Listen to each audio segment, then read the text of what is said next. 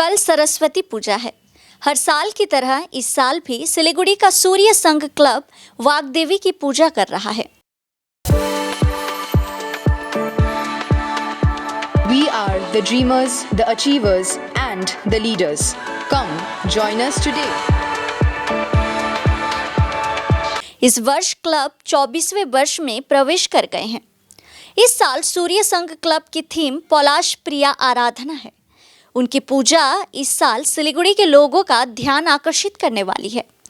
पूरे मंडप में महिलाओं की सुरक्षा और सम्मान का संदेश दिया गया है। 18 फीट की प्रतिमा बनाई गई है। इसके साथ ही भव्य लाइटिंग की गई है। বিগত 24 বছর ধরে সূর্য সংঘ তার সরস্বতী পূজা করে আসছে। আমরা মূলত স্কুল কলেজেই সরস্বতী পূজা বড় করে হয় জানতাম। প্রথম সেটা শিলিগুড়িতে চেনালো সূর্য সংঘ, যারা বিগত 24 বছর ধরে একটা বিগ বাজেটের পুজো, একটা কোনো বার্তা এখানে দেওয়া, একদম নতুন আঙ্গিকে তার সরস্বতী প্রতিমা এখানে দিয়ে এসছে। এবছরও তার ব্যতিক্রম নেই।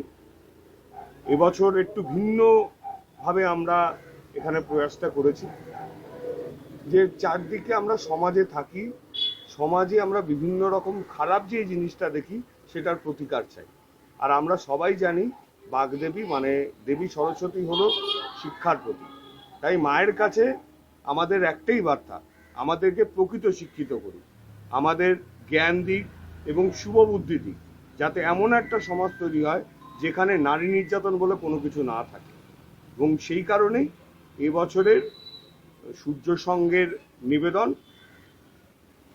হোক এটাই অঙ্গীকার, নারী নির্যাতন নয়। আর প্রত্যেক বছরই নিত্য নতুন কিছু থিম তুলে ধরা হয়।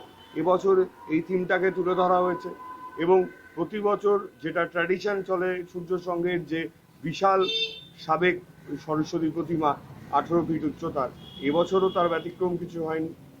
একটা আধুনিক সাজে সুসজ্জিত প্রতিমা আমরা এখানে দেখছি এবং সেই সাথে থিমটাও এইভাবে পরিবেশন করা হয়েছে। ভয়েসে থাকবে, ভয়েসে বিভিন্ন রকম সেই বার্তাটা যাতে মানুষের কানে পৌঁছায় তার জন্য একটা ভয়েসও করা হয়েছে, সেটা বিকেলবেলা আসবে।